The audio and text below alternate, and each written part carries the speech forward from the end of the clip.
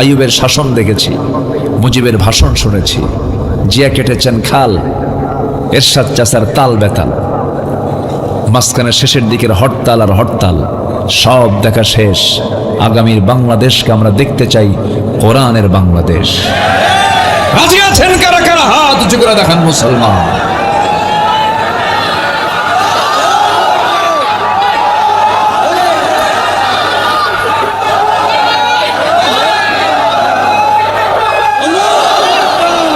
আল্লাহ কবুল করুন, জোরে বলি আমিন।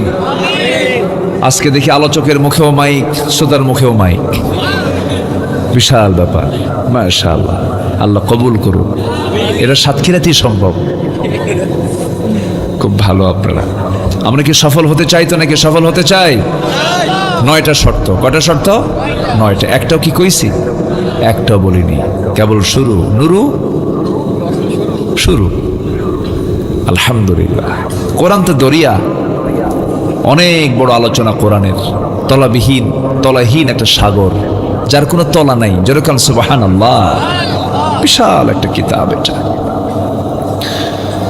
আল্লাহ রাব্বুল আলামিন বলেন, সফল যদি হতে চাও, যেখান থেকে তেলাওয়াত দিয়ে শুরু করেছে মহান রাব্বুল আলামিন বলেন, ইন্নাল্লাযীনা আমানু ওয়া আমিলুস সালিহাতি লাহুম জান্নাতুন তাজরি মিন তাহতিহাল আনহার যালিকাল ফাওজুল কাবীর। জোরে বলুন আল্লাহু আকবার।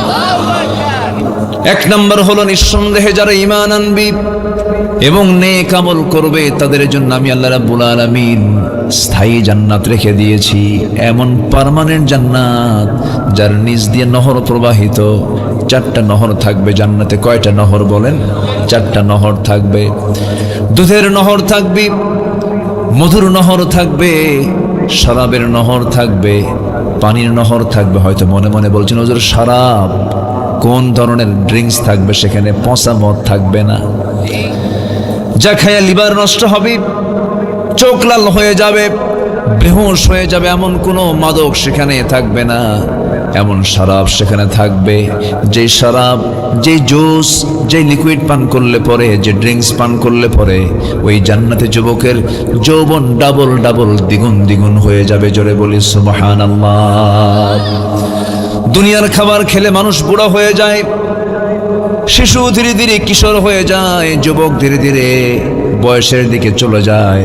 কিন্তু জান্নাতের খাবারটা এমন একটা খাবার, যে জান্নাতের খাবার খাবে ওই মানুষ কোনোদিন আর একটা বারের জন্য বুড়া হবে না। জোরে বলি সুবহানাল্লাহ। জান্নাতে কেউ বুড়া হবে না। জান্নাতে বুড়া হওয়ার কোনো সুযোগ নাই। আল্লাহ রাব্বুল আলামিন জান্নাতি মানুষগুলোকে এত সুঠাম বানাবেন, এত মজবুত বানাবেন, তারা কখনো বুড়া হবে না, তাদের চামড়া কখনো কুঁচকে যাবে না, তাদের চোখ কখনো কম দেখবে না। জান্নাতের মধ্যে কোনো ঘুম থাকবে না, কারণ ঘুম হলো লস। ঘুমটা কি বলেন? লস। আমরা যখন মরে যাই, আমরা যখন ঘুমাতে তখন কি আমরা কি করি? আল্লাহ মরতে গেলাম, দোয়া আছে না? আল্লাহ বিসমিকা কি আমুতু, মানে কি মৌত থেকে তামুত, আল্লাহ মরতে গেলাম, আবার তুমি আমার জিন্দা কইরো। আল্লাহ বিসমিকা আমুতু ওয়া আহইয়া, তোমার নামে আবার জীবিত হতে চাই, আল্লাহ মরতে গেলাম। তো জান্নাতে গিয়েও যদি মরতে যান তাহলে লাভ কি? দুনিয়ার জিন্দেগির 70 বছর হিসাব করেন, ঘুমের চিন্তা করলে পরে শিশুকাল, বাল্যকাল, এগুলো সব মিলে দেখা যায় কাজ বেশি না ঘুম বেশি? বলেন বলেন বলেন বলেন। ঘুম বেশি। ঘুমটাই তো হলো দুনিয়াতে আমাদের বেশি হয়ে গেছে। কিন্তু আল্লাহ রাব্বুল আলামিন বলছেন, বান্দারে জান্নাতের মধ্যে কোনো ঘুম নাই, আবার জাহান্নামেও কোনো ঘুম নাই। সুম্মা লা ইয়ামুতু ফিহা ওয়া লা ইয়াহইয়া। জান্নাতেও কোনো ঘুম থাকবে না, আবার সে জান্নাতে আবার তাজাও থাকতে পারবে না, এমন মায়ের সেখানে হবে। এখানে যেমন রিমান্ড, জাহান্নামের মধ্যে রিমান্ড আছে না নাই বলেন? জাহান্নামের রিমান্ডের যে ফেরেশতা থাকবে, সেই ফেরেশতার চোখ নাই, কান নাই, চোখ নাই, কানও নাই, চোখ নাই, কানও নাই। চোখে দেখলে পরে দয়া হবে, এজন্য চোখ রাখবেন না। কান নাই, আবার চিৎকার করলে পরে কানে শুনবেও না। কানা, চোখেও দেখে না, কানেও শোনে না, এমন প্রশাসন সেই জায়গায় দাঁড়িয়ে যাবে তাকে শাস্তি দেবার জন্য। মায়ের হবে, চোখে দেখবে না, কানলেও শুনবে না, শুধু মায়ের উপর মায়ের সেখানে হবে। এত শাস্তি হবে, চামড়াগুলো গলে গলে যাবে, জাহান্নামের আগুন দিয়া পুড়ে পুড়ে যাবে। আল্লাহ বলছেন সুম্মা বাদদাল্লাহুম জুলুদান, চামড়াটাকে আমি আবার চেঞ্জ করবো যেন তোর কষ্ট যেন কম না হয়। আমার বন্ধুগণ, আল্লাহ যেমন আমরা রহমান জানি, রহিম জানি, আমার আল্লাহ আবার কাহার তিনি, জব্বার তিনি, কঠিন তিনি। জাহান্নামটা এত ভয়ঙ্কর, জাহান্নামটা এত ডেঞ্জারাস জায়গা, যা সহ্য করার কোনো ক্ষমতা আমাদের নাই। এই জন্য আল্লাহর কাছে সবসময় বলতে হবে, আল্লাহ মেহেরবানি করে আমাকে জাহান্নাম থেকে বাঁচাও। والذين يبيتون لربهم سجدا وقياما والذين يقولون ربنا اصرف عنا عذاب جهنم إن عذابها كان غراما إنها ساءت مستقرا ومقاما। আমার বন্ধুগণ, জাহান্নামটা তো টকবক করতেছে, জাহান্নামটা তো ভয়ঙ্কর হবে, বান্দা কোনো কুল কিনারা পাবে না। জাহান্নামটা এত ভয়ঙ্কর হবে, এত বড় হবে। এই যে বিশাল সূর্য দেখতে পাচ্ছেন, এই সূর্যটা জাহান্নামের মুখে যদি নিক্ষেপ করে দেওয়া হয়, অবলীলায় এই সূর্য জাহান্নামের মধ্যে হেরে যাবে। এত ভয়ঙ্কর সেই জাহান্নাম, সেই জাহান্নাম থেকে বাঁচার জন্য আমাকে আপনাকে সবচেয়ে বড় পুঁজি, সফল যদি হতে চান, স্থায়ী জান্নাত যদি আমরা পেতে চাই, একটা আমল আমাকে আপনাকে করতে হবে, একটা কাজ করতে হবে, তা হলো ভালো করে ঈমান আনতে হবে এবং নেক আমল করতে হবে। আমার ভাইরা, আমার বন্ধুগণ, ঈমান আছে আমল নেই, লাভ হবে না। আমল আছে ঈমান নেই, তাও লাভ হবে না। একটা প্রশ্ন করব, সবাই শুনবেন, উত্তর দিবেন। বলুন তো, আমার দেশে নামাজি বেশি না ঈমানদার বেশি?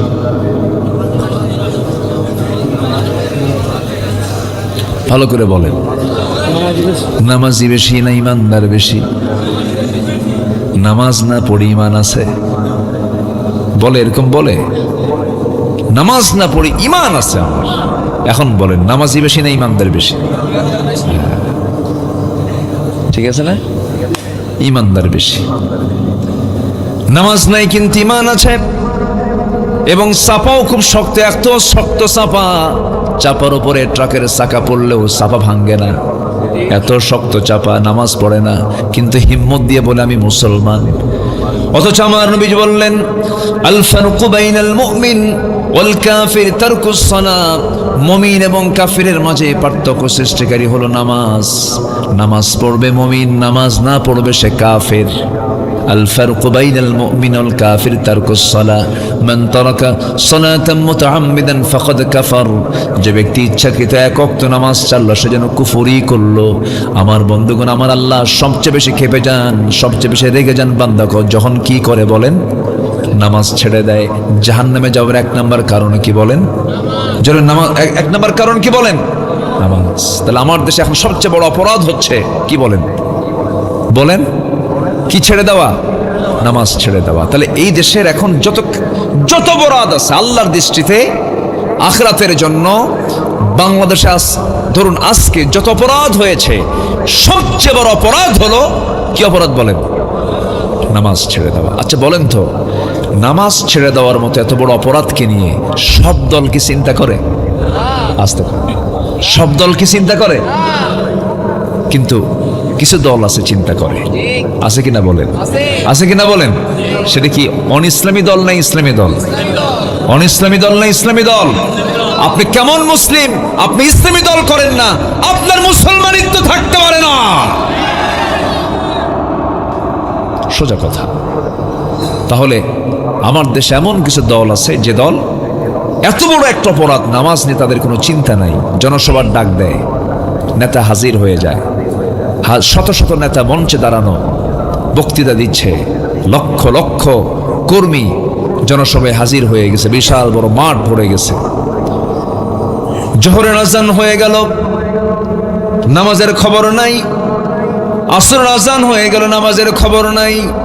তাদের দলীয় যে কর্মসূচি, যে কার্যসূচির ভিতরে নামাজের কোনো এজেন্ডা নাই, 20 মিনিটের জন্য নামাজের বিরতি এমন কোনো কথাও নাই। যে দল করতে গেলে দলের নেতার নামাজের খবর থাকে না, নামাজের কোনো কর্মসূচিও থাকে না, সেই দলের নেতৃত্বকে মানা যাবে না। আর সেই সমস্ত বেনামাজি নেতৃত্বের মুখে আমরা জুতা মারি, থুতু মারি। দরকার নেই, খামাখা জাহান্নাম যাবো কেন?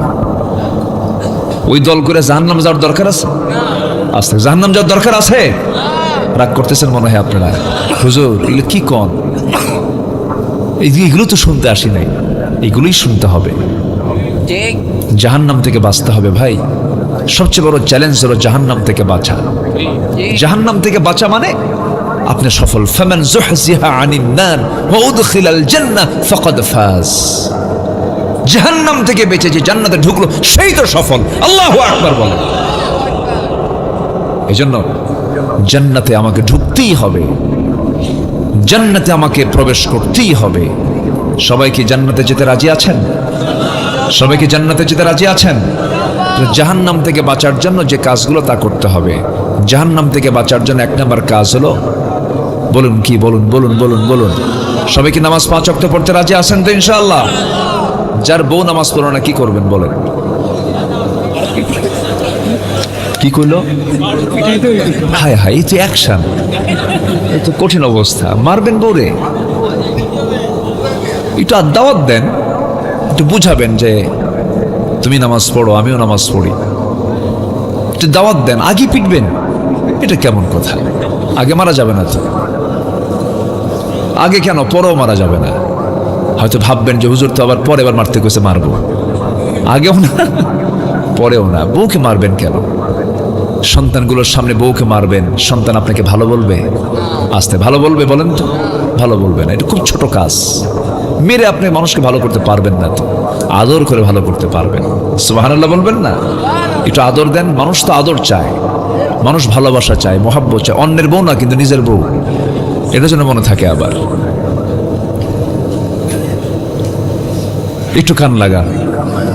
তাহলে বউ নামাজ পড়ে না বলবেন, রাজি আছেন তো সবাই? ছেলে স্কুলে যায় কি যায় না, এটা আগে না নামাজ পড়ে না কোনটা আগে বলেন? আগে কোন খবর নেবেন? স্কুলে যাওয়ার, মাদ্রাসায় যাওয়ার, না নামাজের? কিসের খবর আগে? নামাজ দিয়ে সাজান সবকিছু, দেখবেন সব ঠিক হয়ে গেছে। ফজরের মুসল্লি নাই, ফজরে মুসল্লি পাওয়া যায় না।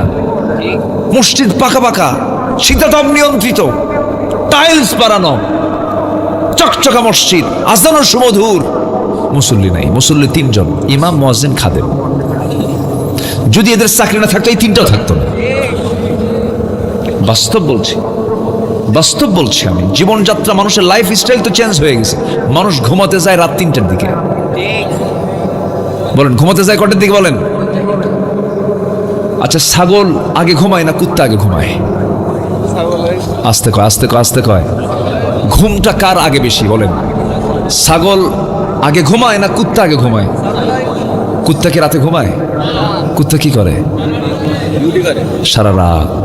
আর যে ছাগলটা খাওয়া হালাল, সেটা একদম ইমানদার মুমিন বান্দার মতো, সে সময় মতো আগের বেলায় সে ঘুমিয়ে পড়ে এবং ঠিক ফজরের সময় সে আওয়াজ দিয়ে মালিককে উঠায় বলে নামাজ পড়।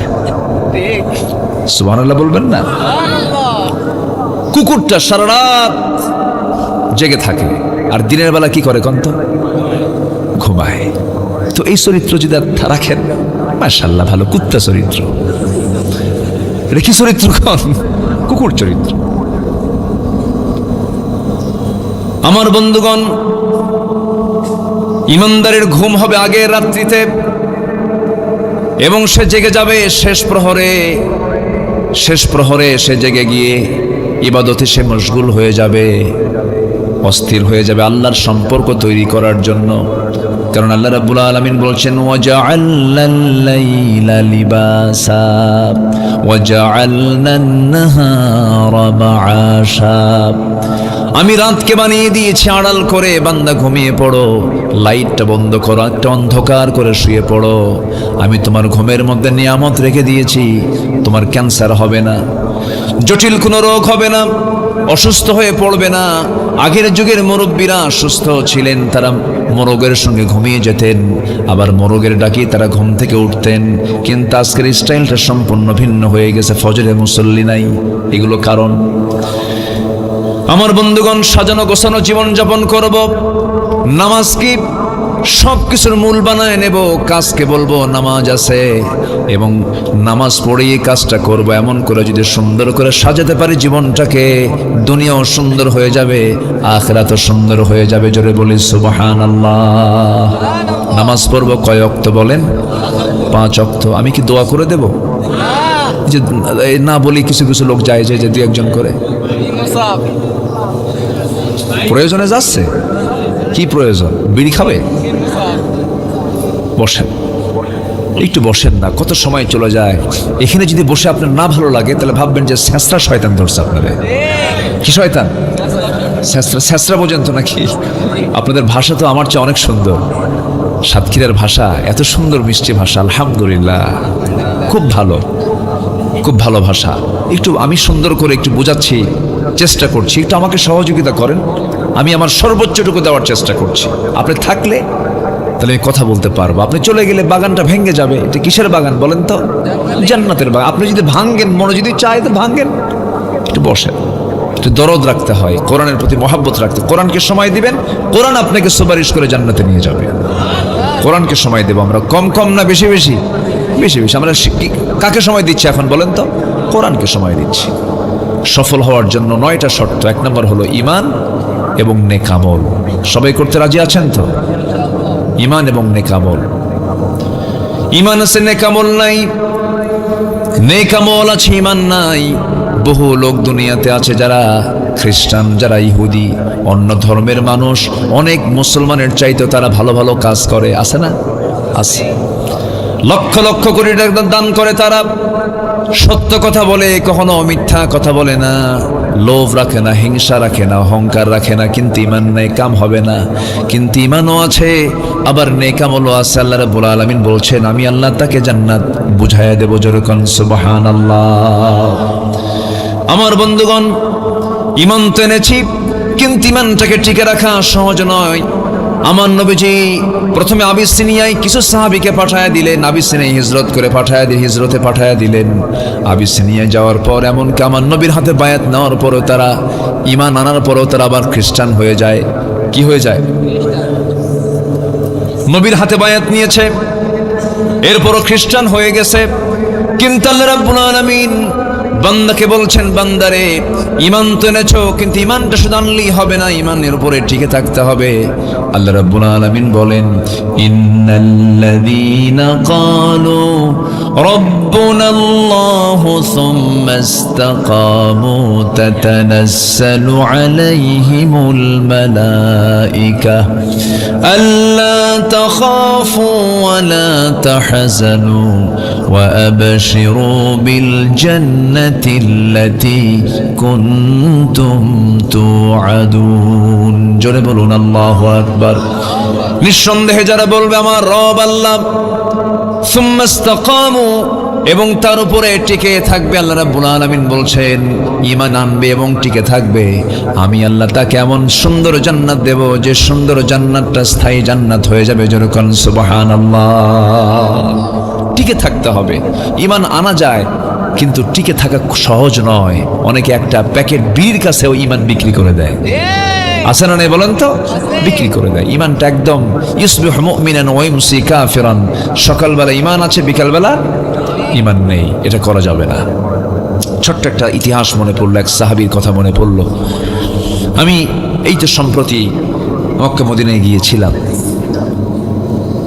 ওখানে গেলে প্র্যাকটিক্যাল কিছু দেখা যায়। আল্লাহ তুমি সবাইকে যাওয়ার তৌফিক দাও। জোরে বলি আমিন। যেতে তো খুব একটা বেগ পেতে হয় না এখন। আগে জাহাজে যাওয়া লাগতো, 14 দিন 15 দিন 1 মাস পর্যন্ত লেগে যেত। এখন ঢাকা যেতে যত সময় লাগে তার চাইতে ঢাকা থেকে মক্কা যেতে তার চেয়ে সময় কম লাগে। আলহামদুলিল্লাহ বলেন। কিন্তু সাথে একটু টাকা পয়সা লাগে। কিন্তু কি পরিমাণ টাকা পয়সা লাগে? আপনার স্ত্রীর জন্য আপনি যদি 1 ভরি যদি একটা গহনা দিয়ে, 1 ভরি গহনা দিয়ে যদি কিছু 1 ভরি দিয়ে যদি কোনো গহনা বানায় দেন, তাও আজকের বর্তমান বাজারে লাগবে প্রায় 2,12,000 টাকা ভরি, রানিং চলছে। 2,12,000 টাকা ভরি দিয়ে আপনার স্ত্রীর একটা গহনা এক ভরি থেকে আর কতটুকুই হয়? তাহলে এক ভরি গহনায় যদি এত টাকা লাগে, আর আমার নবীর সোনার মদিনায় যেতে আসতে মাত্র লাগে হলো 1,50,000 টাকা। বউকে সোনা দিবেন না মদিনা ঘুরাবেন বলেন? আসতে কোন কোথায় কোথায় বলেন বলেন বলেন বলেন। একটু প্ল্যান করেন, প্ল্যান করেন, পরিকল্পনা করেন। পরিকল্পনা করলেই হয়ে যায়, এর জন্য টাকা লাগে না, আল্লাহ ব্যবস্থা করে দেয়। কেউ তো সুবহানাল্লাহ বললেন? এক রিক্সাওয়ালা আপনাদের এলাকারই মেবি হবে, 2015 সালে কি 17 সালে আমার খেয়াল নাই, আমি মক্কা মুকাররমার সামনে দাঁড়ানো, আমার ভক্ত আমাকে চিনে, দৌড় মেরে এসে আমাকে জড়িয়ে ধরলো, ধরে বলতেছে, হুজুর আমি আপনার খুব ভক্ত, আমি হজ করতে আসছি। কি করেন? রিক্সা চালাই। রিক্সা চালান? আপনি কেমনে আসলেন? হুজুর 15 বছর প্রত্যেক দিন 20, 30, 40, 50 টাকা পর্যন্ত জমা করেছি, একটা টাকা হাত দিইনি ওই জায়গায়। যেদিন টাকা পূরণ হয়ে গেছে জমা দিছি, হজে আসছি। কেউ তো আলহামদুলিল্লাহ বললেন না। তাহলে ইচ্ছা থাকলে কি হয়? উপায় হয়। চেষ্টা করবেন, হয়ে যাবে। মদিনা গেলে হাঁটলেও মনে হয় রাসূল এই দিক দিয়ে হেঁটেছেন। আল্লাহু আকবার। ইমাম মালিক রাহমাতুল্লাহ আলাইহি কখনো জুতো পায়ে হাঁটতেন না মদিনায়। ইমাম মালিককে বলা হলো, ইমাম মালিক মদিনায় হাঁটতে নিয়ে তুমি জুতা পায়ে না হেঁটে খালি পায়ে হাঁটো কেন? কেঁদে কেঁদে বলতেন, হারে এই সোনার মদিনায় আমি কেমনে জুতা পায়ে হাঁটবো? কারণ এই মাটির নিচেই শুয়ে আছেন আমার প্রাণ প্রিয় নবী আমার বন্ধুগণ। সোনার মদিনা, প্রাণের মদিনা, আমার সবচেয়ে প্রাণের চেয়েও প্রিয় রাসূল সেখানে শুয়ে আছেন। আজ থেকে 1,500 বছর আগে দাফন হয়েছে, তাকে দাফন করা হয়েছে। সেই নবীর প্রতি সবচাইতে বেশি মোহাব্বত যারা দেখিয়েছেন তারা হলো সাহাবীরা। সাহাবীরাও তার পাশে শুয়ে আছেন। ওই সাহাবীর ভিতরে, ওই সাহাবীদের ভিতরে একজন সাহাবীর কথা মনে হয়ে গেল। দেখেন কি পরিমাণ প্রেম নবীর প্রতি তারা দেখিয়েছেন, ঈমানটা তাদের কত মজবুত ছিল। নতুন দিন গ্রহণ করেছেন, বাপ জন্মের পূর্বে মারা গেছে।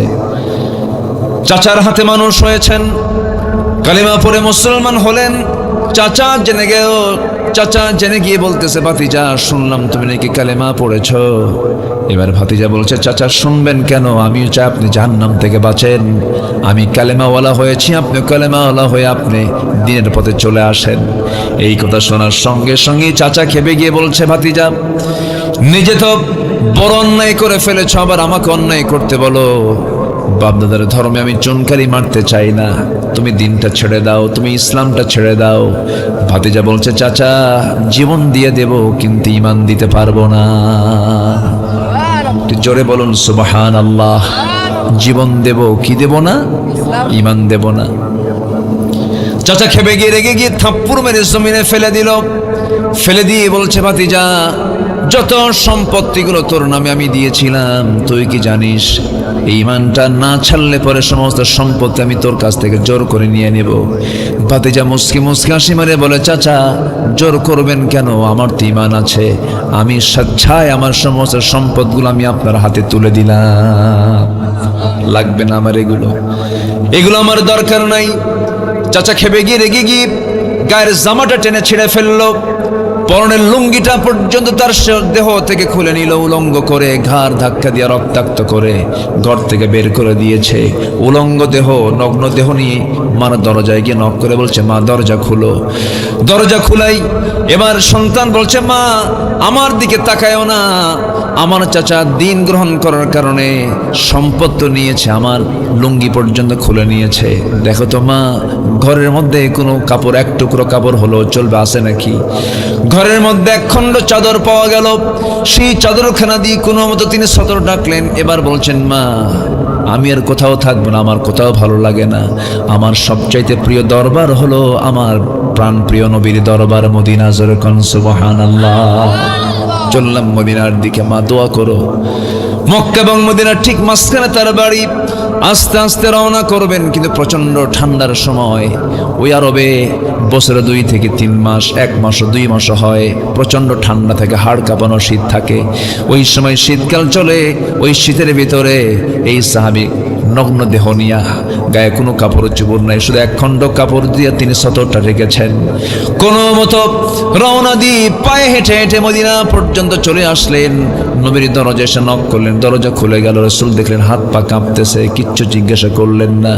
ভিতরে ঢুকলেন, সুন্দর 2টা জুব্বা, তার ব্যবহৃত সবচেয়ে উত্তম জুব্বা 2টা, উত্তম কাপড় 2টা তার জন্য বরাদ্দ করলেন। বাইরে এসে বলছেন, ও আল্লাহর গোলাম, ঠান্ডায় কাঁপতেছ, আমার জুব্বাটা তুমি তোমার গায়ে দাও। জুব্বা গায়ে দিলেন সাহাবী। রাসূল বলছেন, কি হয়েছে? সব তিনি খুলে বললেন। রাসূল বলেছেন, ও আমার সাহাবী আব্দুল্লাহ, তোমার চাচা তোমাকে উলঙ্গ করে দিয়েছে, বস্ত্রহীন করেছে, আর বিশ্বনবী তার জুব্বা মোবারক তোমাকে দান করে দিয়েছে। যেরকম সুবহানাল্লাহ। ও আমার আব্দুল্লাহ, তুমি কি চাও বলো? তিনি বলছেন, হুজুর আপনি আমার জন্য একটু দোয়া করুন, আপনি দোয়া করলেই হয়ে যাবে। আমার নবীজি হাত উঁচু করে দোয়া করছেন, আল্লাহ, এই আব্দুল্লাহর দিন গ্রহণ করতে যে পরিমাণ কষ্ট করতে হয়েছে, আল্লাহ আমার আব্দুল্লাহর জান মালকে তুমি আল্লাহ কাফের বেঈমানদের জন্য হারাম করে দাও। এই কথা শোনার সঙ্গে সঙ্গে সাহাবীর মনটা খারাপ হয়ে গেল। সাহাবী কাঁদতে কাঁদতে বলছেন, ইয়া রাসূলুল্লাহ, আমার গোটা জীবনের চাওয়া হলো আমি যেন শহীদ হয়ে আল্লাহর দরবারে হাজির হতে পারি। আপনি কাফের বেঈমানদের জন্য আমার জানমালকে হারাম করে দিলেন, এই দোয়া করলেন, মানে কাফেররা আমাকে মারতে পারবে না, আমি শহীদ হতে পারবো না। রাসূলকে দেখে বলছেন, সাহাবী রে, ওয়া ইম্মা তাআলা ফিরাশিহি, তোমার মউতটা যদি বিছানা হয়ে থাকে, আল্লাহ রাব্বুল আলামিন তোমাকে শহীদের দরজা দিয়ে দিবেন। যেরকম সুবহানাল্লাহ। আমার নবীজি তার হাতে কোরআন তুলে দিলেন।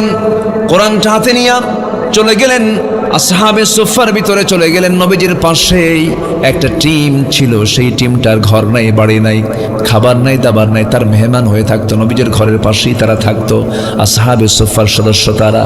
আমার নবীজির কাছে যে সমস্ত খাবারগুলো হাদিয়া স্বরূপ আসতো, তিনি তাদের মাঝে মাঝে মাঝে বন্টন করতেন। দিন পার হয়ে যেত, ক্ষুধা থাকতো, খাবার থাকতো না। সাইয়্যিদনা আবু হুরায়রা রাদিয়াল্লাহু তাআলা আনহু একদিন এত ক্ষুধার্ত, রাসূলকে সালাম দিবেন, সালামের মতো আওয়াজও তার মুখ থেকে বের হয় না। সালাম দিতে নিয়ে আওয়াজ বন্ধ হয়ে গেছে। আমার নবীজির কাছে 1 গ্লাস দুধ হাদিয়া দিয়ে গেল। 1 গ্লাস মাত্র দুধ। আমার নবীজি আসহাবে সুফার সদস্যদের সামনে গিয়ে দাঁড়ালেন। একজনকে বললেন, সাহাবী, এটা পান করো। তিনি তাকে হাতে দিলেন, পান করলেন। আরেকজনকে দিলেন, তিনিও পান করলেন। আরেকজনকে দিলেন, তিনিও পান করলেন। দুধ কমে না। কেউ তো সুবহানাল্লাহ বললেন না। দুধ কমে না। শতাধিক সাহাবীর 1 গ্লাস দুধ দিয়ে সবার দুধ পান হয়ে গেছে। আমার রাসূল বললেন, শোনো সাহাবীরা, আরো আল্লাহর বান্দা থাকলে দুধ কমতো না, যতক্ষণ না আমি নবীজি আমার ঠোঁটটা এই গ্লাসে না লাগাবো। যেরকম সুবহানাল্লাহ। ওই আসহাবে সুফার সদস্যদের অন্তর্ভুক্ত হলেন সেই সাহাবী। কোরআন তেলাওয়াত করেন, চিৎকার করে করে কোরআন তেলাওয়াত করেন, চোখের পানি দিয়ে কোরআন ভিজে যাচ্ছে। সাহাবীদের কষ্ট হয়, এত উচ্চস্বরে কোরআন তেলাওয়াত করে। কয়েকজন সাহাবী এসে বলছেন, হুজুর, এই আব্দুল্লাহ নতুন একজন সাহাবী আসছে, এত জোরে কোরআন পড়ে আমাদের ডিস্টার্ব হয়। রাসূল বলছেন, সাহাবীরা রে, দয়া করে তোমরা আব্দুল্লাহর বিরুদ্ধে কোনো রিপোর্ট করতে এসো না, তোমরা আব্দুল্লাহর বিরুদ্ধে কোনো কথা বলতে এসো না। এই আব্দুল্লাহ ইমানটাকে টিকে রাখতে গিয়া ঘর ছেড়েছে, বাড়ি ছেড়েছে, দৌলত ছেড়েছে, সম্পদ ছেড়েছে, দুনিয়া বিক্রি করে ইমানটা সে কিনে নিয়েছে। বাধা দিও না, ওকে কোরআন, জোরে জোরে কোরআন পড়তে দাও। যুদ্ধে গেলেন। আমার রাসূল বললেন, আব্দুল্লাহ চলো, তুমিও চলো, যুদ্ধে যাই। একসঙ্গে নিয়ে গেলেন। অভিযান শেষ হলো, ফেরত আসতেছেন। ফেরত আসার পথে হঠাৎ করে আমার নবীর কানে সংবাদ আসলো, হুজুর, আপনার সেই প্রিয় সাহাবী আব্দুল্লাহ খুব অসুস্থ। আমার নবীজি একটু অবাক হয়ে গেলেন, আর বললেন, দেখো তো, আমার আব্দুল্লাহর জন্য খুব উত্তম নার্সিং করো, তোমরা সেবা করো। সাহাবীরা খুব চেষ্টা করলেন। 3 দিন পর নবীর কাছে সংবাদ চলে এলো, হুজুর, নিষ্ফল চেষ্টা হলো না, আব্দুল্লাহ দুনিয়া থেকে বিদায় হয়ে গেছে। আমার নবীজি কেঁদে ফেললেন। বলছেন, সাহাবীরা শোনো, আমার আব্দুল্লাহর জানাজার আয়োজন করো, জানাজার নামাজটা কেউ পড়াবে না, আমি রাসূল তার ইমাম হয়ে যাব। জানাজায় দাঁড়ায় গেছেন মুজাহিদরা। সব মুজাহিদ সাহাবী আমার নবীজি সামনে লাশ, রাসূল জানাজা পড়ায় শেষ করলেন, নামাজ জানাজা পড়ায় শেষ করে রাসূল বলছেন সাহাবীরা রে, আমার আব্দুল্লাহর কাফন দাফনের জন্য তোমরা কবরটা কোথায় খনন করেছো? হুজুর ওই যে দুই পাহাড়ের চিপায়, দুই পাহাড়ের মাঝখানে। রাসূল বলছেন আমাকে তোমরা সেই কবরের সামনে নিয়ে যাও। রাসূল কবরের সামনে গিয়ে দাঁড়ালেন, কেঁদে কেঁদে নবীজির দাড়িগুলো ভিজে যাচ্ছিল। আমার নবীজি কাঁদতেছিলেন আর বলছেন সাহাবীরা রে, আমার আব্দুল্লাহর কবরে আমি আজকে কাউকে নামতে দেব না, আমি রাসূল নিজে কবরে নামবো। এই কথা বলে রাসূল নিজে কবরের মাটিতে নামলেন, নামে হাতটা গায়ে দিলেন আর বলছেন আবু বকর কোথায়? হুজুর এই যে আমি, আমার ডানে নামো। ওমর তুমি কোথায়? আমার বামে নামো। কয়জন নামলেন বলেন? কয়জন বলেন? এই তিনজন তো সাধারণ মানুষ। আহা, কবরবাসীর কি ভাগ্য! তিনজন বিখ্যাত মানুষ কবরের ভিতরে নেমেছেন। আমার নবীজি দুইটা হাত আগায় দিলেন, বলছেন সাহাবীরা আমার কলিজার টুকরা সাহাবী আব্দুল্লাহর লাশটা আমার হাতে তুলে দাও। নবীজি লাশটা ধরলেন, বলছেন আবু বকর মাথা ধরো, ওমর পাটা ধরো। কবরে শয়া দিলেন, কবরে শয়া দিয়া বুকের উপরে হাত রেখে আকাশের দিকে তাকায় বলছে আকাশের মালিক আল্লাহ, এই মুহূর্ত পর্যন্ত আমি আব্দুল্লাহর উপর আমি বিশ্বনবীর রাজি আছি, সন্তুষ্ট আছি, আমি খুব খুশি। আল্লাহ তুমি খুশি হয়ে যাও, আল্লাহ তুমি মাফ করে দাও, আমার আব্দুল্লাহর কবরকে জান্নাতের টুকরা বানায় দাও। এমন করে আমার নবী যখন দোয়া করেন, পাশে দাঁড়িয়ে থাকে এক সাহাবী সাদ ইবনে আবি ওয়াক্কাস রাদিয়াল্লাহু তাআলা আনহু, চিৎকার মেরে মেরে বলছেন আরে আমার পোড়া কপাল, আজকে আমি জীবিত সাদ না হয়ে যদি ওই কবরের বাসিন্দা হতাম, আমার জীবন ধন্য হয়ে যেত রে। আমার ভাইরা, জীবনটাকে সুন্দর করে সোনালী বানায় ফেলবো, গোছানো বানায় ফেলবো। এলোমেলো জীবনের কোনো মূল্য নাই। সাজানো গোছানো জীবন তখনই হবে যখন বান্দা ঈমান আর নেক আমল করবে। জোরে বলে সুবহানাল্লাহ। সফল হওয়ার জন্য শর্ত কয়টা বলেন? 9টা। বলেছি কয়টা? 1 নাম্বার 2 হলো সফল হওয়ার জন্য নাম্বার 2 যেটা দরকার, قد أفلح من تزكى وذكر اسم ربه فصلى بل تؤثرون الحياة الدنيا والآخرة خير وأبقى إن هذا لفي الصحف الأولى صحف إبراهيم وموسى। জোরে বলুন আল্লাহু আকবার। সূরাতুল আ'লা শেষ দিকে আল্লাহ রাব্বুল আলামিন বলছেন সফল কি হতে চাও নাকি? সফল হওয়ার জন্য বাইরের দিকে নয়, অন্তরটা ঠিক রাখো, নফসটা ঠিক রাখো। নফস যদি ঠিক হয়ে যায় সব ঠিক হয়ে যাবে। বান্দার যদি এই ভিতরটা, এই রূহটা যদি ঠিক হয়ে যায়, নফসটা যদি ঠিক হয়ে যায়, বান্দার সব ঠিক হয়ে যাবে। আল্লাহ বাহ্যিক কিছু দেখবেন না। লা ইয়ানজুরু ইলা সারিকুম ওয়ালা ইলা আজসামিকুম ওয়ালাকিন ইয়ানজুরু ইলা কুলুবিকুম ওয়া আমালিকুম। তোমাদের বাহিরের বাসভূষা দেখবেন না, পোশাক আশাক দেখবেন না, চেহারা দেখবেন না। আল্লাহ দেখবেন তোমার ভিতরের খবরটা কি। জোরে বলেন সুবহানাল্লাহ। তোমার ভিতরে যদি হিংসা তৈরি হয় কবুল হবে না। তোমার ভিতরে যদি লোভ তৈরি হয়, অবৈধ কামনা তৈরি হয়, কোনো লাভ হবে না। আমার বন্ধুগণ, ইমানের এই নফসের কিছু রোগ আছে। নফসের রোগ আছে না নাই বলেন? কি শুনবেন? আগ্রহ আছে? আল্লাহ কবুল করুন। জোরে বলি আমিন। একটু বসেন, মাঝে মাঝেই দেখি একটু নড়াচড়া হচ্ছে, একটু বসেন। আমি ভাইকে একটু বলছিলাম একটু আগে ভাগে দিলে ভালো হতো, একটু দেরি হয়ে গেছে, একটু 9টার দিকে উঠলে আর একটু ভালো হয়, কিন্তু উনি বললেন না একটু পরেই উঠবেন আপনি। আচ্ছা ঠিক আছে, উঠান। রাত বেশি হলে মানুষের একটু ভার হয়ে যায়, যে একটু বসেন আর একটু সময় দিবেন না। আপনারা দিবেন না? একটু সময় দিবেন না ইনশাআল্লাহ? আল্লাহ কবুল করেন। জোরে বলি আমিন। তাহলে বলেন তো, বাহিরে শুদ্ধতার প্রয়োজন না ভিতরে শুদ্ধতার প্রয়োজন? ভিতরে যদি ঠিক থাকে সব ঠিক। ভিতরটা ঠিক রাখতে হবে। জমি কিনলো একজন আর ঘুম হয় না আরেকজনের, আছে কিনা বলেন? জমি কিনছে, জানো জমিটা কিনলো কেমন? সারা রাত ঘুম নাই আর শুধু মাথা থাপড়ায়, হাই রে করছে কি, আছে কিনা বলেন? এই যে আপনার ভিতরে হিংসা কাজ করছে, এটা হলো নফসের রোগ। এটা কিসের রোগ বলেন তো? নফসের রোগ। এই রোগ থাকা যাবে না। এই রোগ থাকলে পরে সব শেষ হয়ে যাবে। হিংসা মানুষকে সব শেষ করে দেয়। قال إياكم في الحسد فإن الحسد يأكل الحسنات كما تأكل النار الحطب তোমরা হিংসা করতে যেও না, রাসূল বলেছেন হিংসা সমস্ত নেক আমলকে শেষ করে দেয়, যেমন করে আগুন প্রত্যেকটা কাঠখণ্ডকে জ্বালিয়ে ভস্ম করে দেয়। হিংসার ধারে পাশে আমরা যাব না, লোভের ধারে পাশে যাব না, অবৈধ কামনার ধারে পাশে যাব না। আল্লাহ রাব্বুল আলামিন বলছেন সফল যদি হতে চাও নফসকে শুদ্ধ করো, নফসকে পরিশুদ্ধ করো, নফসকে ঠিকঠাক করে ফেলে দাও। নাম্বার 2 চলে গেল, সময় কম। নাম্বার 3 হলো সত্যবাদী হওয়া। কি বাদী হওয়া? বলেন বলেন বলেন, কি ভাই? সত্যবাদী হওয়া। আমার দেশে সত্য সাক্ষ্য বেশি না মিথ্যা সাক্ষ্য বেশি? কোর্ট আদালতে কাছারিতে ওখানে কি সত্য সাক্ষ্য বেশি চলে না মিথ্যা সাক্ষ্য বেশি চলে? মিথ্যা সাক্ষ্য বেশি চলে। শুধু মিথ্যা সাক্ষী দিয়ে ভরপুর, উল্টাপাল্টা সব বিচারের রায়টা উল্টাপাল্টা। আর বিগত 16 বছরে যে বিচারগুলো ছিল এগুলো তোর কোনো হিসাবই নেই। অটো রায়। কি রায় বলেন? আল্লামা সাইদির একজন মামলার সাক্ষী, তার যে বিরুদ্ধে মামলা হয়েছে সে মামলার সাক্ষীর জন্ম হলো 79 আর ঘটনা হলো 71। ঘটনা কি? ঘটনা ঘটেছে 71 সালে আর সাক্ষীর জন্ম কোন সালে? 79 সালে। তাহলে সে দেখলো কেমনে? রুহের জগৎ থেকে দেখছে।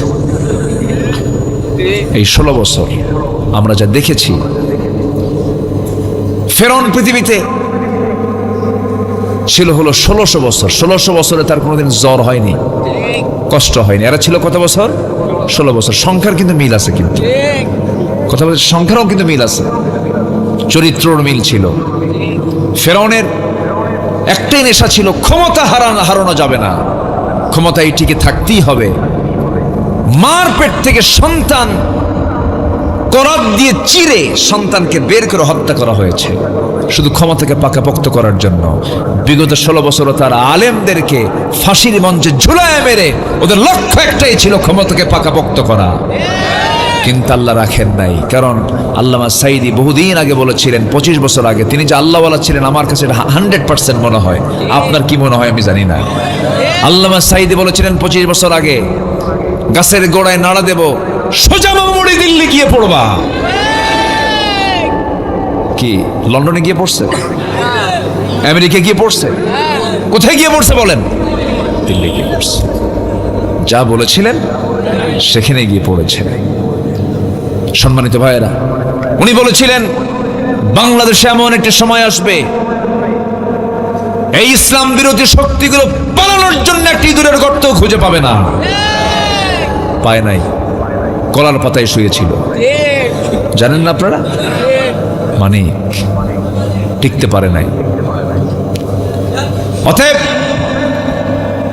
এই 56,000 বর্গ মাইলের এই সুজলা সুফলা শস্য শ্যামলা সোনার বাংলাদেশে ইসলাম বিরোধী কোন অপচক্রান্ত টিকসই হতে পারে না।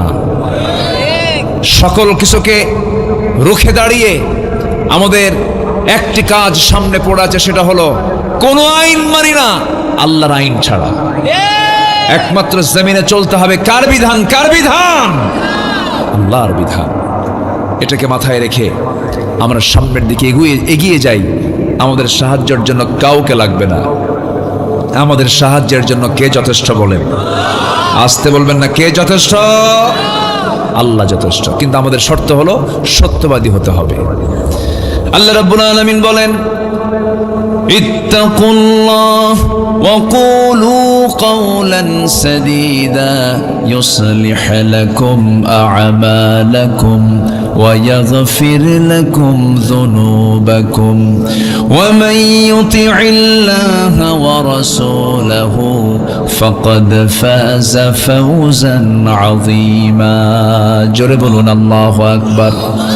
সত্য কথা বলবে, সত্য পথে চলবে, এর উপকার হলো, এর ফলাফল হলো আল্লাহ তোমার সমস্ত ভুল আমলগুলো যদি করে থাকো আল্লাহ পাক এটাকে ইসলাহ করে দিবেন, সংশোধন করে দিবেন।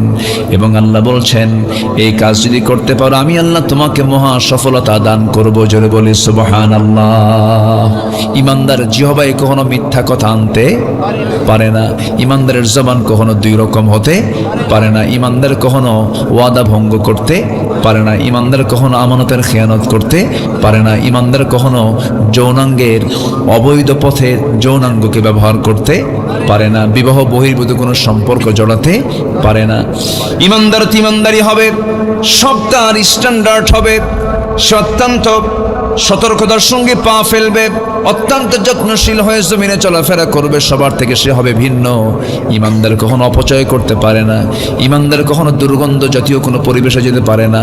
আমার দেশের মানুষ সাধারণ মানুষ বেশি না বিড়ি খাওয়া মানুষ বেশি? বলেন কি খাওয়া মানুষ বেশি বলেন? যারা বিড়ি খায় তাদের গায়ের একটা গন্ধ আছে না, মিশকাম্বরের নাকি মিশকাম্বরের গন্ধ, পচা পচা গন্ধ। ইমানদার এগুলো সঙ্গে সম্পর্ক জড়াবে না। আল্লাহ কবুল করেন, জোরে বলি আমিন, আরো জোরে আমিন। 9টা শর্তের মধ্যে 3টা শর্ত হলো, সংক্ষিপ্ত করে বলছি। নাম্বার 4, কই যান? বসেন বসেন, মাশাআল্লাহ, আলহামদুলিল্লাহ। এই দুটা কার? পোতা ছেলে আর নেচি ছেলে। বুঝলাম না তো, একটু বুঝায় বলেন।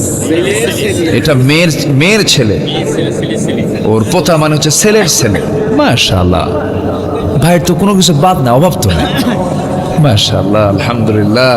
আল মাল ওয়াল বানুনা জিনাহ। আল্লাহ আমার ভাইয়ের সব দিক থেকে এগুলোকে চক্ষু শীতলকারী বানায় দেন। জোরে বলি আমিন, আরো জোরে আমিন। এই ছোট্ট বাচ্চারা যদি এখানে দাঁড়ায় দাঁড়ায় বসে বসে যদি ওয়াজ শুনতে পারে, আর আপনার মধ্যে যদি ধৈর্যচ্যুতি ঘটে, আল্লাহ পাক মডেল হিসেবে এখানে পাঠায় দিয়েছেন। দেখ আমরা আছি, আল্লাহু আকবার বলেন। এই যে বাচ্চাগুলো দাঁড়ায় আছে, কোনো ঘুম নাই, একদম দেখেন না ছায়া আছে কেমন, একদম ডাকাতের মতো।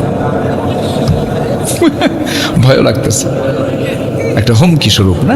আলহামদুলিল্লাহ, খুব সুন্দর। আল্লাহ বড় আলেম বানায় দাও। জোরে বলি আমিন, আরো জোরে বললাম আল্লাহুম্মা আমিন। শত্রুর চোখে যেন আমরা, বাতিলের চোখে যেন আমরা আতঙ্ক হই, আল্লাহ কবুল করুন। জোরে বলি আমিন। বড় যেন আমাদের দিকে যেন আতঙ্কিত হয়। সম্মানিত ভাইয়েরা, তাহলে 1 নম্বর হলো ঈমান নেক আমল, নাম্বার 2 হচ্ছে পরিশুদ্ধিতা তাসকিয়াতুন নফস, নাম্বার 3 হচ্ছে সত্যবাদী হওয়া। আমরা সত্যবাদী হব, জোরে বলি ইনশাআল্লাহ। নাম্বার 4 হলো তাকওয়া অর্জন করা। কি অর্জন করা বলেন তো? তাকওয়া মানে হলো বেঁচে থাকা। কি থেকে বেঁচে থাকা? হারাম থেকে বেঁচে থাকা। কি থেকে বলেন তো? হারাম। সুদ খাওয়া যাবে না। সুদ তো নাই না? আছে। সুদ আছে ভাই? আছে। সুদও আছে। বিসমিল্লাহ কয়ে খাবেন। সুদের ধারে পাশে যাওয়া যাবে? সুদের ধারে পাশে যাওয়া যাবে? যাবে না। এই লোকটা উঠলো কেন? উনি কি সুদ খায় নাকি? তো বসেন না কেন? একটু বলার সময়, যাওয়ার সময় চিন্তা করবেন, সুদের ওয়াজ হচ্ছে, এই সময় গেলে তো ভাববে যে আমি এই লোকটা সুদ খাইব না। বসেন। সুদের ধারে পাশে আমরা যাব না। সুদ খাওয়া কি? আরো জোরে, আরো জোরে, আরো জোরে। আচ্ছা, সুদের ওয়াজ যদি কিয়ামত পর্যন্ত করি, সমাজ থেকে কি সুদ বন্ধ হবে? বন্ধ হবে কোথায়? আল্লাহু আকবার, কি সুন্দর করে বললেন। সারা জীবন ওয়াজ করে সুদ বন্ধ হবে না, জেনা বন্ধ হবে না। আল্লামা সাঈদী রাহিমাহুল্লাহ বলেছেন, কোন এক বক্তৃতার সরাসরি আমি শুনতেছিলাম, কোথায় যেন পল্টন হবে মেবি। উনি বলছিলেন, শুনুন আমার ভাইয়েরা, 3 যুগ ধরে ওয়াজ করলাম, 36 বছর চলে, 2003 সালের দিকে এই কথা বলেছিলেন তিনি। 36 বছর ধরে কত ওয়াজ করলাম, সুদও কমে নাই, জেনাও কমে নাই, মদের বোতল কমে নাই, দিন দিন বেড়ে চলেছে। এই ওয়াজ কিয়ামত পর্যন্ত করলেও কোনো কাজ হবে না। কিন্তু অতি সহজে এই মদের বোতল বন্ধ হয়ে যাবে, সুদের কারবার বন্ধ হয়ে যাবে যদি সুদের বিরুদ্ধে আইন পাশ করে, যদি যাকাত ভিত্তিক আইন যদি প্রতিষ্ঠা করা যেতে পারে। জেনা বন্ধ হয়ে যাবে, জেনার লাইসেন্স যদি বন্ধ করে দেওয়া হয়, জেনা বন্ধ হয়ে যাবে। মদের দোকান বন্ধ হয়ে যাবে, মদের লাইসেন্স যদি বন্ধ করায়, মদের দোকান বন্ধ হয়ে যাবে। আমার বন্ধুগণ, জায়গা মতো ইসলাম পৌঁছে যাক। সবাই চান তো নাকি? সবাই চান নাকি? আমার বন্ধুরা, আল্লাহ বলছেন, রাষ্ট্র ক্ষমতায় যারা আসবে তাদের জন্য আমি 4টা আইন দিলাম, 4টা দফা দিলাম। রাষ্ট্র ক্ষমতা পাবে, 4টা কাজ করবে। এই চারটা কাজ করার জন্য যে দল, সেই দলকে আপনারা সমর্থন দিবেন। নাম্বার 1 হলো নামাজ যারা কায়েম করবে, যাকাত যারা আদায় করবে, সৎ কাজের যারা আদেশ দেবে, অসৎ কাজের যারা বাধা দেবে, এই চারটা কাজ যারা রাষ্ট্র ক্ষমতা পেলে পরে চারটা কাজ যারা করবে, তারাই হচ্ছে মুসলমানদের পক্ষের, তারাই হচ্ছে ইসলামের পক্ষের শক্তি। এই 54 বছর কেউ কি করছে এগুলো? করে না। কি বললো এটা? পেটে পড়তেছে না, ও পেটে এখন খালি আছে। আচ্ছা, আপনাদের কথাগুলো খুব মিষ্টি কথা। হায়রে হায়রে, আমার কৃষক কি পরিশ্রমগুলো করলো, সাদা মানুষ কালো হয়ে কৃষক কত কষ্ট করে দেশকে আগায় দিল।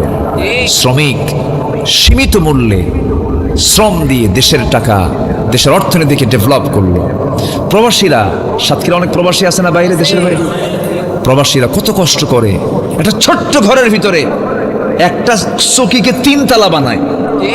3 তালায় একদম উপরে নিচে একটা রুমের মধ্যে গিজি গিজি করে, মুরগির সংখ্যা যা, মানুষের সংখ্যা তার চেয়ে বেশি, একটা ঘরের ভিতরে এত কষ্ট করে ঝুলন্ত পাখির মতো ঝুলন্ত হয়ে বিল্ডিং এর কনস্ট্রাকশনের কাজ করে প্রবাসীরা টাকাগুলো রেমিটেন্স দেশে পাঠালো, দেশকে সামনের দিকে আগায় দিল।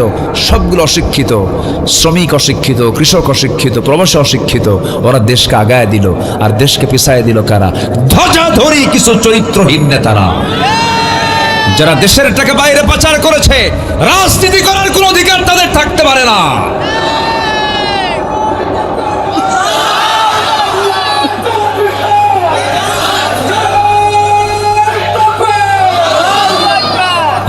আমার কথা হচ্ছে, তুই দুর্নীতি করলি, দেশের টাকা বাইরে পাচার করলি কেন? তো দেশের শত্রু, জাতির শত্রু। চুরি করছিস, মানে চুরি করা হারাম, খাইছিস খা, দেশে রাখ। সব বাইরে পাচার করেছে, কিচ্ছু নাই দেশে, জানেন? কিছুই নাই। ওরা যদি রাজনীতি করতেই চায়, আমাদের বক্তব্য হলো ওই টাকাগুলো ফেরত নিয়ে রাজনীতি কর, যা। ঠিক কিনা? আসতে কোন কেন ফেরত নিয়ে। ওমর ফারুক রাদিয়াল্লাহু তাআলা আনহু, শুরুতে বললাম না, জনগণের ঘুম যেন কষ্ট না হয়, ঘুম যেন নষ্ট না হয়। জুতা পায় না খালি পায়? খালি পায়। দেখ, ঘুমের চিন্তা করতেছি। উনি বললেন, কেঁদে কেঁদে একদিন বলছেন, ফোরাতের তীরে একটা কুকুর যদি অনাহারে মারা যায়, আর ইরাকের রাস্তা খারাপের কারণে যদি একটা উট গর্তের মধ্যে পা পড়ে, যদি উটের পাটা যদি ভেঙ্গে যায়, মস্কে যায়, কিয়ামতের দিন আমাকে এই উট আর কুকুরের জন্য আল্লাহর সামনে দাঁড়িয়ে জবাব দিতে হবে। কি সেন্স, কি মানসিকতা, কি চিন্তা!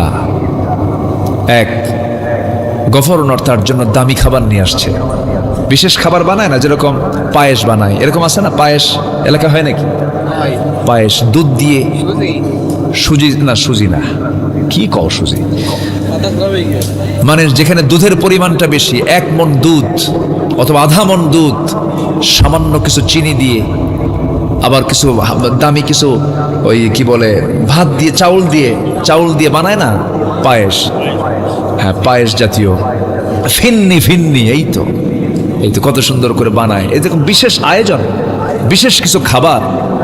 এক গভর্নর তার জন্য খুশি করার জন্য, ওর জন্য খুশি হন, খাবার নিয়ে আসছে।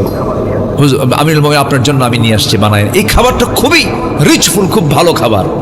উনি ভাবতেছিলেন মনে হয় খলিফা আমার খুশি হবে। খাবার দেখে বললেন, তুমি খাইছো? হ্যাঁ খাইছি। তোমার জনগণ খাইছে? না। যা নিয়ে যা। কেন আপনি খাবেন না? যেটা আমার জনগণ পায় না, এটা আমার দরকার নাই। সুবহানাল্লাহ বলবেন না? উনি ঝোলওয়ালা তরকারি খান নাই, ঝোলওয়ালা খাবার খান নাই, কারণ সবেমাত্র বদর চলে গেছে, উহুদ চলে গেছে, খন্দক চলে গেছে, দিন প্রচার প্রসারের কাজ চতুর্দিকে গোটা পৃথিবীতে ছড়িয়ে পড়ছিল। ওমর ফারুক একটু ভিন্ন রকম ছিলেন। তিনি একদিন বসে আছেন, জুব্বার পিছনে ছিঁড়ে গেছে, কেউ বলার সাহস পেল না। রাগ কম না বেশি? বেশি রাগ। একজন এসে বলতেছে, কেমন করে বলি, চলো আমরা আম্মা জানকে বলে দেই। দুই আম্মা জান আমার নবীর স্ত্রী, দুইজন এসে বলছেন আমিরুল মুমিনিন, একটু উন্নত জীবন গ্রহণ করা দরকার, জুব্বাটা ছিঁড়ে গেছে পিছন দিক থেকে। কূটনীতিকরা মদিনায় আসে, আপনার সঙ্গে তারা বৈঠকে বসে, আপনি মুসলমান, আপনার জুব্বা যদি পিছনে ছেঁড়া থাকে কেমন হয়? একটু হলেও ছোট হয়ে যায়, একটু হলেও কেমন যেন মনে হয়, মিলে না, ভারসাম্য হয় না। ওমর ফারুকের চক্ষু লাল হয়ে গেছে, কেঁদে কেঁদে বলছেন, আমার নবীর বউ হয়ে, আমার নবীর স্ত্রী হয়ে তোমরা কেমন করে আমাকে এই পরামর্শ দাও? আমার নবীজি বিছানার চাদর না পায়া জুব্বাটাকে চাদর বানায়া আমার নবী জুব্বার উপরে গোটা রাত কাটায়া দিয়েছেন।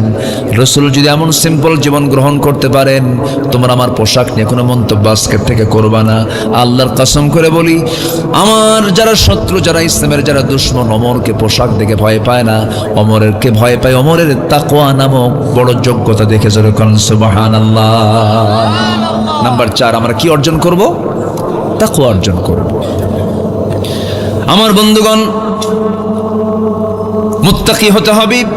আল্লাহ রাব্বুল আলামিন বলেন, মুত্তাকি হলে কি হবে? তারা সফল হয়ে যাবে। হুদাল্লিল মুত্তাকিন আল্লাযীনা ইউমিনুনা বিল গায়বি ওয়া ইউকিমুনাস সালাতা ওয়া মিম্মা রাযাকনাহুম ইউনফিকুন ওয়াল্লাযীনা ইউমিনুনা বিমা উনজিলা ইলাইকা ওয়া মা উনজিলা মিন ক্বাবলিক ওয়া বিল আখিরাতি হুম ইউকিনুন। জোরে বলুন আল্লাহু আকবার। আল্লাহ রাব্বুল আলামিন বলেন, ওই সমস্ত বান্দাগুলো মুত্তাকি যারা আল্লাহকে বিশ্বাস করবে না দেখে। এই দুনিয়াতে আল্লাহকে দেখার কোনো সুযোগ আছে নাকি? আসতে কয় না। এই দুনিয়াতে আল্লাহকে দেখার কোনো সুযোগ আছে? কিন্তু আল্লাহকে দেখা যাবে কিনা বলেন? কোথায় যাবে বলেন? বলেন, জান্নাত কোথায়? ডানে, বামে, নিচে না উপরে? বলেন কোথায়? কোথায় বলেন? কোথায়? কোথায়? উপরে। জান্নাত উপরে। কিন্তু আল্লাহ তাআলা বলেন, আমি সবাইকে না, 7 শ্রেণীকে আমি আরশ আজিমের ছায়ায় জায়গা দিয়ে দেব। আরশ আজিম কি ডানে, বামে, নিচে না উপরে? কোন বিমানে চড়বেন বলেন? হ্যাঁ, কোন বিমানে চড়বেন বলেন? বিমান না ইমান? আল্লাহু আকবার। কি সুন্দর করে মিলাই দিল। দেখেন, ওয়াজকে শুধু আমি পারি, কি সুন্দর মিলাই দিয়েছে। কোন বিমান না, ইমান নামক শক্তি নিয়ে আমরা আল্লাহর আরশ আজিমে ছায়া নেব। জোরে বলি ইনশাআল্লাহ। জোরে বলি ইনশাআল্লাহ। জান্নাতে যেতে হবে আমাকে আপনাকে। জান্নাতে গিয়ে আমরা আল্লাহকে দেখব। বাড়িতে গেলাম দাওয়াত, কোন একটা বাড়িতে গেলাম দাওয়াত আমাকে দিয়েছে, বাড়িওয়ালা আমাকে সব কিছু খাওয়ায়া দিল, বিরিয়ানি, জর্দা, দই, মিষ্টি সব কিছু খাওয়ালো আমাকে। কিন্তু বাড়িওয়ালার সঙ্গে সাক্ষাৎ হলো না, বাড়িওয়ালা আমার সঙ্গে কথাই বললো না, বাড়িওয়ালা আমার সঙ্গে সুন্দর আচরণ করলো না। আমার খাওয়া কোনোটাই আমার কাছে লাগবে না, আমার কিছু পরিতৃপ্তি হবে না। কিন্তু একটা গরিবের বাড়িতে আপনি মেহমান হয়ে গেলেন, আদা সিদ্ধ ডাল ভর্তা খাওয়ালো, কিছু ভাজি ভুজি খাওয়ালো, তেমন কিছু খাওয়াতে পারলো না। কিন্তু বাড়িওয়ালা বলছে, ভাই আপনি আসছেন, খুব খুশি হয়েছে বড়, আপনার কি খেদমত করতে পারলাম জানি না, আমাকে মাফ করে দিয়েন। আমি আপনার জন্য যতটুকু খেদমত করেছি আপনি কিছু মনে করবেন না। বলুন তো, ওই পোলাও, বিরিয়ানি, জর্দা খাওয়ার চাইতে এই ভর্তা খাওয়ারই মজা বেশি, ঠিক কিনা বলেন? জান্নাত পেলাম আমি, বিশাল জান্নাত পেলাম, কিন্তু আল্লাহ কি পাইলাম না। আল্লাহর সাক্ষাৎ হলো না, সেই জান্নাত আমার জন্য জান্নাত হবে না। আল্লাহ বলছেন, বান্দারে তুই জান্নাতে ঢুকবি, আমি মেহমানদারি করব, আমি নিজে তোর সামনে দাঁড়ায়া দাঁড়ায়া কথা বলবো। জোরে বলুন সুবহানাল্লাহ। আল্লাহ বলছেন, ফামান কানা ইয়ারজু লিকা রাব্বিহি ফালইআমাল আমালান সালিহান ওয়া লা ইউশরিক বিইবাদাতি রাব্বিহি আহাদা। আমার সঙ্গে সাক্ষাৎ করতে চাও, নেক আমল করে আসো, শিরিক মুক্ত হয়ে আসো, আমি আল্লাহ নিজে তোমার সঙ্গে লেখা সাক্ষাৎ দিয়ে দেব। জোরে বলুন সুবহানাল্লাহ। দুনিয়াতে আমরা আল্লাহকে দেখতে পাবো না, আল্লাহকে দেখার মতো সেই যোগ্যতা আমার দুনিয়াতে নাই। এই চর্মচক্ষু দিয়ে আল্লাহকে দেখার মতো ক্ষমতা আমরা রাখি না, আমরা দেখতে পাবো না।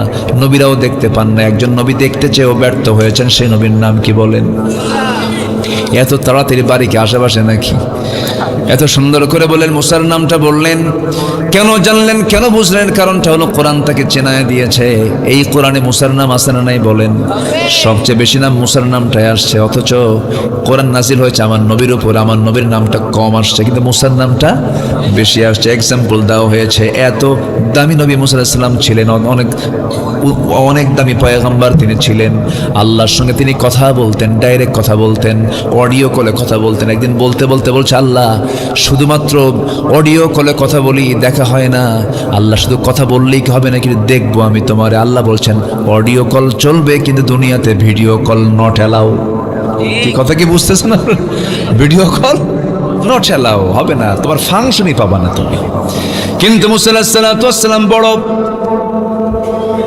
একটু জিদ্দি ছিলেন, যা বলতেন তিনি তাই করে ছাড়তেন। বলতেন, আল্লাহ তুমি যেটাই বলো না কেন, বলে ফেলছে যখন চেষ্টা করে ছাড়বো।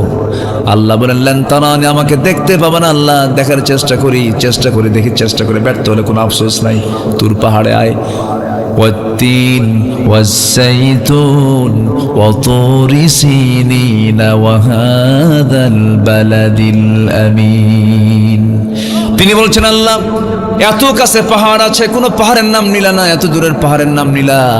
ভাবছো মুসা যাবে না, মুসা ছেঁচড়া কম না, তাও যাবে। জোরে কোন সুবহানাল্লাহ, আল্লাহু আকবার। চলে গেছেন, দেখতে গিয়েছেন, আল্লাহর সঙ্গে দিদার করতে গেছেন। পায়ে ছিল জুতা, আল্লাহ বললেন জুতা খুলে আসো। জুতা খুলেছেন তিনি, জুতা খুলতে ভুলে গিয়েছিলেন।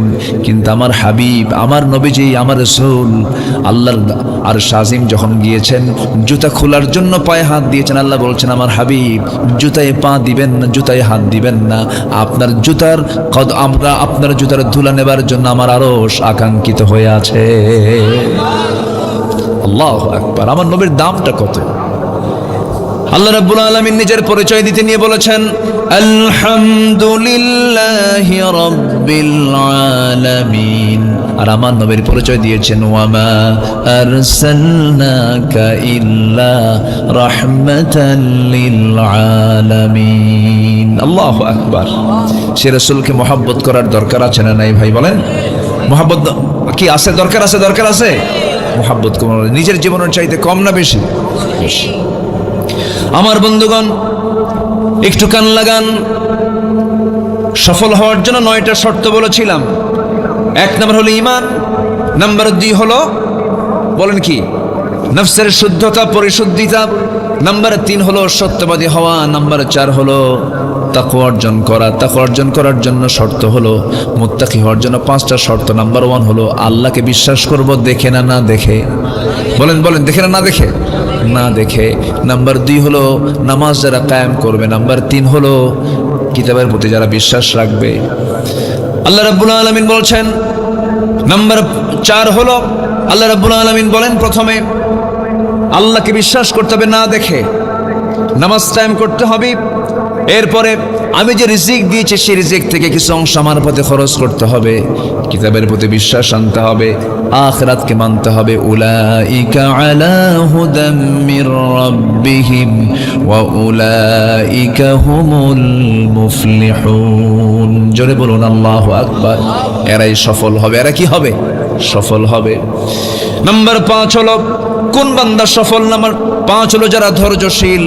ধৈর্যশীলতা আছে যার, সফলতা আছে যার, আছে তার। ধৈর্যশীলতা যার নাই, সফলতা তার নাই, কখনো হবে না। বলুন তো ভাই, ব্যবসা আগে না ধৈর্য আগে? কাপড়ের দোকানদার কাপড় বিক্রি করে, কাস্টমার চলে আসছে, গেঞ্জি একটা কিনবে, এক গেঞ্জি দেখেই কেনে না, আরো গেঞ্জি দেখে, বহুগুলো গেঞ্জি দেখে, 10-12টা গেঞ্জি দেখার পর সে গেঞ্জি কিনলো না, পছন্দ হয় নাই। আপনি খেপে গিয়ে বলেন, কেন নিয়ে যা, 10টা দেখালি কেন? কি কথা বলছেন? ব্যবসা হবে? হবে ব্যবসা? হবে না। ধৈর্য ধরতে হবে। বলেন তো, বিয়ে আগে না ধৈর্য আগে?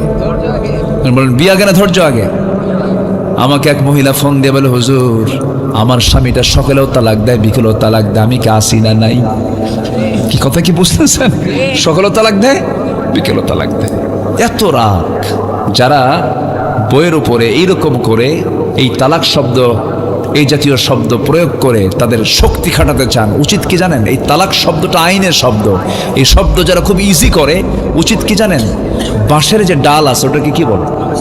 এই কঞ্চিগুলো, চিকন যেগুলো একদম কাঁচা কঞ্চি, যেটা এটা কয়েকটা এক জায়গায় করে একদম পিছন দিয়া একটু কয়েকটা বাড়ি মারা দরকার। আসতে কোন কেন? তালাক টালাক দিয়া পরে কান দেয়ার কয়, হুজুর দুটো মেয়ে আছে আমার, কেমনে যে তালাক দিলাম হুজুর, হুঁশ ছিল না। হুজুর দেখুন তো কোনো কিছু করে ব্যবস্থা করা যায় কি? দেখছেন মার্ডার করে ব্যবস্থা করবে। অসংখ্য পরিবার জেনার সংসার হচ্ছে। সমাজ জানে স্বামী স্ত্রী, কিন্তু আল্লাহ জানেন এটা জেনা, ঠিক কিনা? এই জন্য বিয়ে আগে না ধৈর্য আগে? ধৈর্য আগে। আল্লাহ পাক বলছেন ধৈর্যশীল হবা, আমি রহমত পাবা। জোরে কোন সুবহানাল্লাহ। রেগে যাবেন, হেরে যাবেন, রাখবেন, হারবেন, চুপ থাকবেন, দেখবেন জিতবেন। জোরে কোন সুবহানাল্লাহ। খেপে গেছে একজন, খেপতেছে, খেপে লাভ কি? খেপার কোনো ফলাফল নেই। আর আপনি যদি ধৈর্য ধরতে পারেন, বিশাল আপনার পুরস্কার আছে। বলেন তো, জঙ্গল কি পরিশ্রম করা লাগে?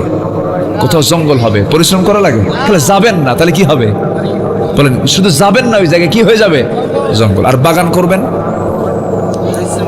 পরিশ্রম করা লাগবে, লেবার লাগবে, মেহনত লাগবে।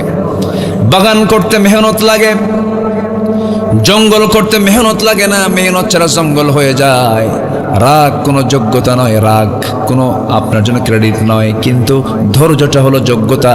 ধৈর্য হলো বাগান, ধৈর্য হলো বাগান, রাগ হলো জঙ্গল। রাগ কি বলেন? জঙ্গল। রাগ করা যাবে না, রাগ করলেই বড় বিপদ হয়ে যাবে। সকল নবীরা ধৈর্যের পিরামিড ছিলেন, সব নবীরা ধৈর্যশীল ছিলেন। তবে একজন নবীর কথা বলেছি, খুব রাগ ছিল, সেই নবীর নাম কি বলেন? তো রাগটা বেশি ছিল, কিন্তু আল্লাহ পাক রাগ না কমান পর্যন্ত নবুয়ত দেন নাই। নবুয়ত দেন নাই, রাগ আগে কমাও। মারছেন থাপ্পুর এক ফেরাউনের লোকের, এক থাপ্পুর মারো সারা, মরে যাও সারা। আল্লাহ কয়, আল্লাহ এটা কাম করলা তুমি? দেখছেন থাপ্পুর মারছে কিন্তু মুসা, থাপ্পুর মেরে আল্লাহ তুমি এটা কাম করলা কেন? থাপ্পুর মারছে ও যেন ঠিক হয়, একটু আদব বেদব টাইপের, আদব ঠিক করার জন্য থাপ্পুর মারলাম। মারছে থাপ্পর, তুমি মেরে ফেলে দিলাম, মার্ডার তো তুমি করলা। আল্লাহ বলে, শোনো, যা করছো করছো, আর কিছু কইও না, দেশ ছাড়ো। ফেরাউন তোমারে ছাড়বে না। উনি দেশ ছাড়লেন, হিজরত করে চলে গেলেন। এমন জায়গায় গেলেন কেউ তাকে চেনে না। প্রচন্ড ক্ষুধা, কূপের পাশে দাঁড়ালেন, পানি তুললেন, খাইলেন, তৃষ্ণা নিবারণ হলো।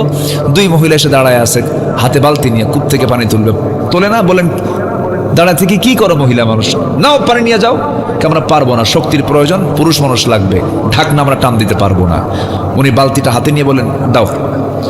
ধারে গেলেন, বালতিতে হাত দিলেন, এমন জোরে ফিকা মারলেন, ছিটকে পড়ে গেল 14 হাত দূরে। মহিলা দুজন থরথর করে কাঁপে। আর মানুষ বলে, এটা মানুষ না অন্য কিছু, এটা কেমনে সম্ভব? সকল নবীরা দুর্বল না শক্তিশালী? সকল নবীরা দুর্বল না শক্তিশালী? আমার নবীকে আল্লাহ পাক দিয়েছিলেন 100 পুরুষেরও বেশি শক্তি, তাও জান্নাতি পুরুষের।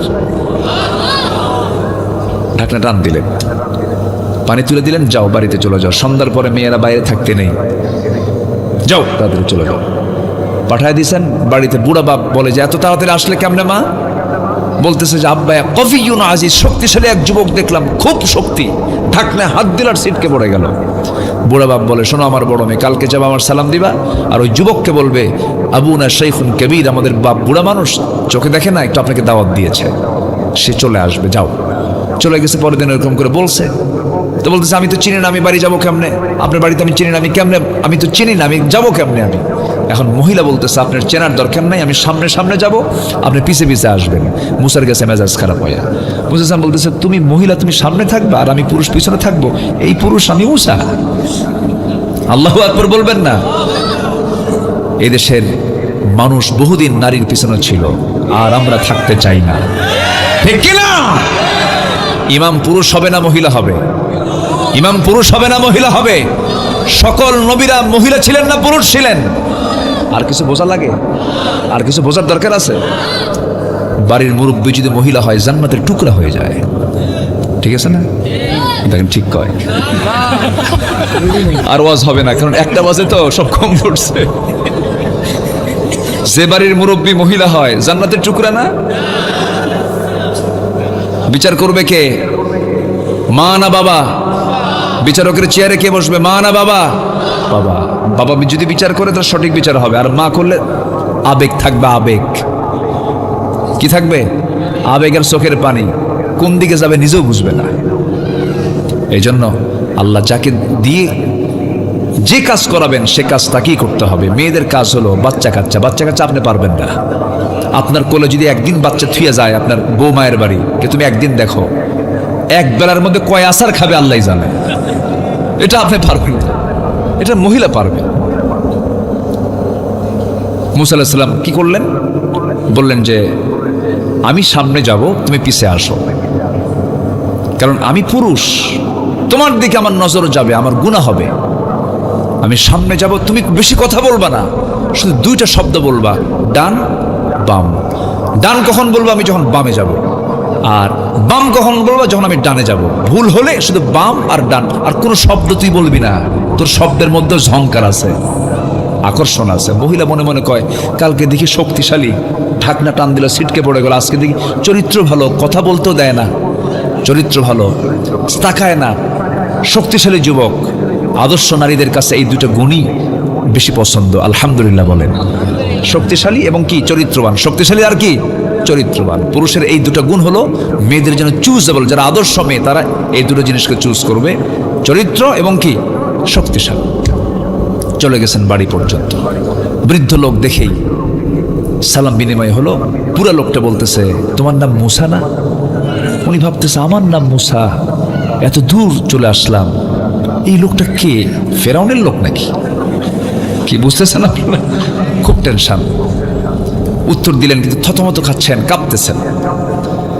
এবার বৃদ্ধ লোকটা বলছে মুসা তুমি কেমন যেন চিন্তাশীল হয়ে গেলে, কেমন যেন পেরেশানি মনে হচ্ছে তোমার ভিতরে, কি হয়েছে তোমার বলো। তিনি বলছেন আপনি আমাকে চিনলেন কেমনে? বুঝলাম না, এত দূর পর্যন্ত আসলাম, আপনি আমাকে চেনার কথা না। এবার তিনি বলছেন শোনো, শুধু নাম জানি না কামও জানি কি, থাপ্পড় মারছো মানুষ মরে গেছে, এরপরে আসছো মার্ডার কেসের আসামি। বলেন কি কেসের আসামি? বলেন।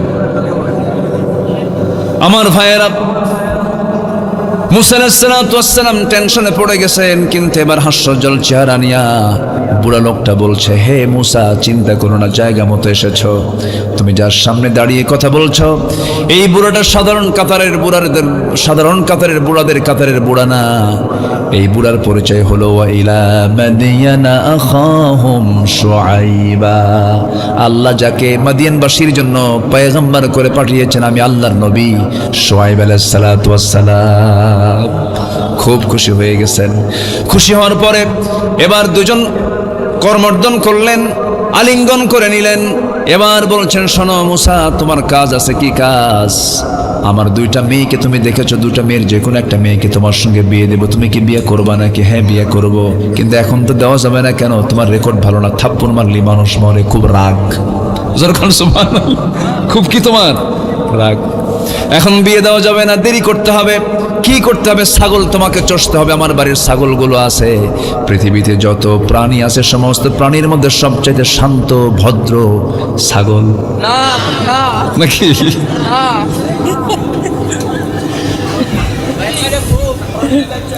এই ছাগলকে দেওয়া হলো দায়িত্ব, রাগী লোকের কাছে দেওয়া হলো।